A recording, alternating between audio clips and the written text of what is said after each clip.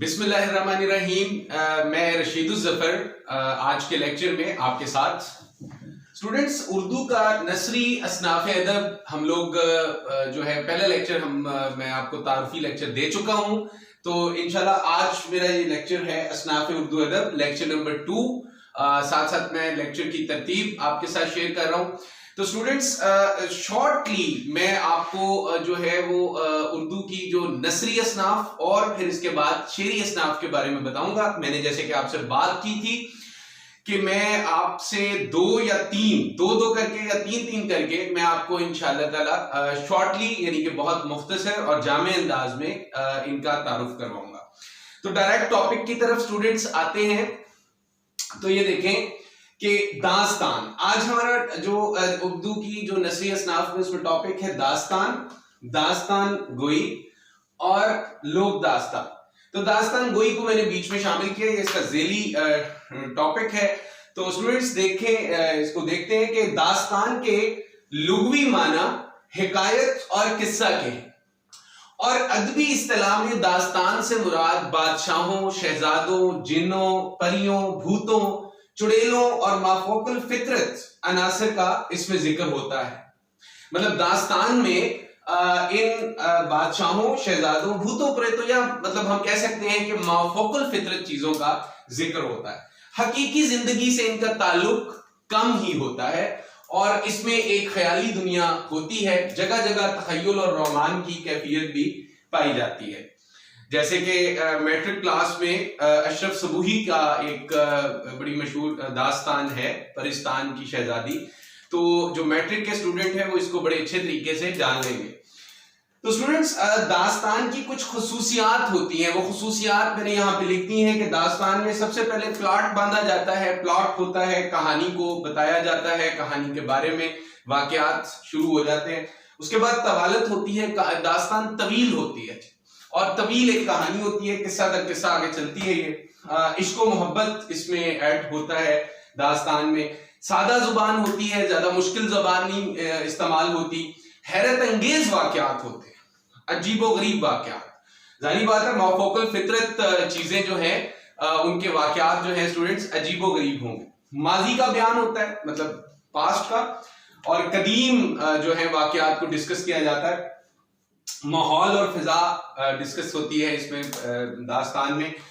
اخلاقی عنصر جو ہے وہ اخلاقی عنصر ضرور دکھایا جاتا ہے اس میں. مافوق الفطرت کردار, یہ اس کی داستان کی چند خصوصیات ہیں.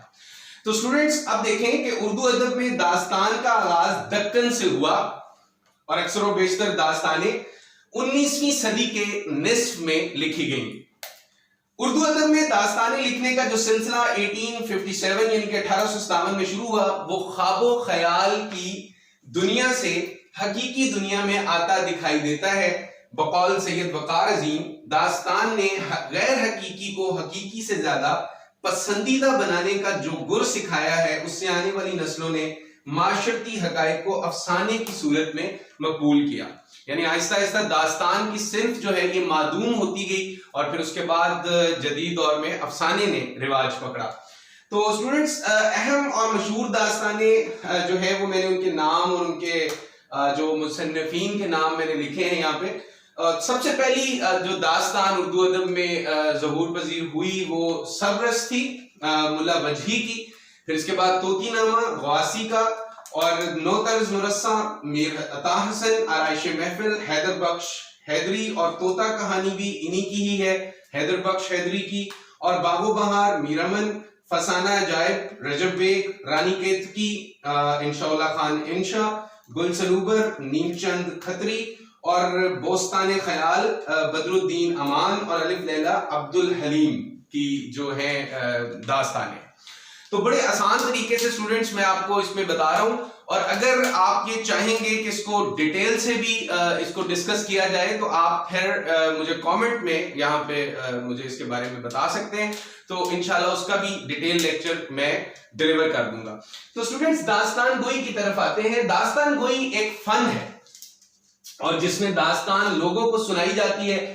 اس فن کا تعلق 13ویں صدی عیسوی سے ہے. اس میں کہانی کو ممکن حد تک طول دیا جاتا ہے اور قصے در قصے اسٹوڈنٹس سنائے جاتے ہیں. داستان گوئی کا مرکزی کردار داستان گو ہوتا ہے اور جس کی آواز ہی اس کا بے پناہ ٹیلنٹ اور آرٹ ہوتی ہے، اور اس طرح وہ داستان سننے والے کو جو ہے وہ متاثر کرتا ہے. مطلب جو داستان سن رہے ہوتے تھے پرانے، جس طرح ہمارے قریب کے زمانے میں نانیاں دادیاں جو ہیں وہ بچوں کو لے کے داستانیں سنایا کرتی تھیں، تو اس سے پہلے کے دور میں یعنی کہ 13ویں صدی عیسوی کی یہ بات ہو رہی ہے، اس کے بعد داستان گوئی کی جو روایت ہے وہ آگے گئی. تو اسٹوڈنٹ داستان گوئی کی روایت کو مختلف زبانوں میں بھی رواج دینے کی کوشش ہوئی. ہندوستانی داستان گوئی کو درباری داستان گوئی بھی کہتے ہیں، اور درباروں میں ایک داستان گو کی اہمیت ہوا کرتی تھی. بادشاہوں کے دور میں، مغل بادشاہوں کے دور میں، ان سے پہلے بادشاہوں کے دور میں ایک داستان گو جو ہے وہ وہاں پہ دربار میں موجود ہوتا تھا، جو قصے کہانیاں، یا کوئی شہزادہ بیمار ہو گیا، کوئی شہزادی بیمار ہو گئی، تو ان کو قصے کہانیاں جو ہے وہ سنائی جاتی تھی، جس سے ان کی کافی زیادہ وہ طبیعت جو ہے وہ بہل جاتی تھی. امیر خسرو اور نظام الدین اولیاء کا ایک واقعہ بھی زبان زد عام ہے داستان گوئی کے حوالے سے، کہ نظام الدین اولیاء جو ہے وہ ایک دفعہ بیمار پڑ گئے اور امیر خسرو نے ان کو 3 یہ مشہور داستانیں ہیں، قصہ چہار درویش، باغ و بہار اور الف لیلہ جو ہے وہ سنائی گئی. تو جب یہ 3 چیزیں جو ہیں وہ سنائی گئیں، 3 داستانیں ان کو سنائی گئیں، تو ان 3 داستانوں کے بعد نظام الدین اولیاء اللہ کے کرم سے ٹھیک ہو گئے. اور یہ بات حکایتوں میں آتی ہے، سننے میں آتی ہے کہ نظام الدین اولیاء نے امیر خسرو سے یہ کہا کہ جو بھی ان داستانوں کو سنے گا، ان 3 داستانوں کو، وہ بھلا چنگا ہو جائے گا. تو عبدالحلیم شرق لکھتے ہیں کہ داستان گوئی کا فن جنگ، خوشی، خوبصورتی، محبت اور دھوکے جیسی سرخیوں میں منقسم تھا. پرانے داستان کو جنگ، بہادری، جادو اور مہم جوئی کی داستانیں سنایا کرتے تھے. داستان گوئی کی جڑیں قبل از اسلام سے جا ملتی ہیں. تو داستان گوئی یعنی کہ یہ داستان ہے، داستان گوئی یعنی کہ داستان کو سنانے کا جو فن اس میں آ جاتا ہے. تو اسٹوڈنٹس اس کے بعد میں نے آپ کو ایک اور جو اردو ادب کی صنف ہے، نثری صنف ہے، لوک داستان. یہاں لوک سے مراد اسٹوڈنٹس لوگ ہی ہے، اسٹوری آف دا پیپل. لوک داستان یا لوک کہانی کسی بھی معاشرے، تہذیب اور زبان کا قیمتی سرمایہ ہوتی ہے، اور ان کہانیوں کے مصنف کا کسی کو اتا پتہ نہیں ہوتا، اور یہ کہانیاں سینہ بسینہ نسل در نسل جو ہے وہ منتقل ہوتی رہتی ہیں، اور ان کے ذریعے سے محبت، احسار، خلوص، مروت، اتحاد، دوستی اور بہادری جیسی صفات معاشرے میں پروان چڑھتی ہیں اور نسلوں کی کردار سازی میں اہم کردار ادا کرتی ہیں. تو لوک داستانیں جو ہیں، جیسے کہ پردادا نے دادا کو سنائی، دادا نے باپ کو سنائی، باپ نے بیٹے کو سنائی، اور بیٹے نے آگے بیٹے کو سنائی، لیکن اس کے مصنف کا کوئی اتا پتہ نہیں ہوتا، لیکن یہ ہمارے معاشرے میں اسٹوڈنٹ بہت اچھا کردار ادا. آپ کے میٹرک کے سلیبس میں اور فرسٹ ایئر کے سلیبس میں، فرسٹ ایئر کی اردو کی بک میں دوستی کا پھل، جو کہ شفیع عقیل نے اس کو ترجمہ کیا اس کا، اور لوک داستان ہے. اور اس کے علاوہ آپ کی جو میٹرک کلاس میں چغل خور جو کہانی جو سبق شامل ہے وہ بھی لوک داستان ہے.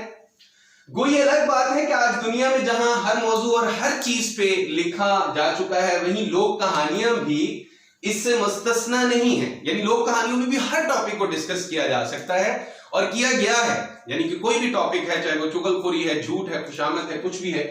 انگریزی میں لوک داستان کو فولکلور کہا جاتا ہے، اور میں نے یہاں پہ بھی لکھا ہے کہ دنیا کے ہر ادب کی لوک داستانیں موجود ہیں. پنجابی لوک داستانیں، سندھی لوک داستانیں، بلوچی لوک داستانیں، پشتو لوک داستانیں، عربی لوک داستانیں، ایرانی لوک داستانیں، جاپانی لوک داستانیں اور چینی لوک داستانیں.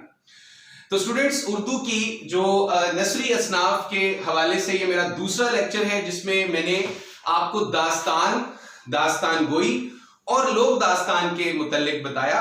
اس سے میرا نیکسٹ جو لیکچر میرا آ رہا ہے وہ ناول اور ناولٹ پہ ہوگا. تو دیکھنے کے لیے آپ لوگ تسلسل کے ساتھ آپ سبسکرائب کر لیں اور مجھے بتاتے رہیں، اور کمنٹ سیکشن میں اپنے کمنٹ بھی کیجیے گا. اپنا خیال رکھیے گا. Thank you so much.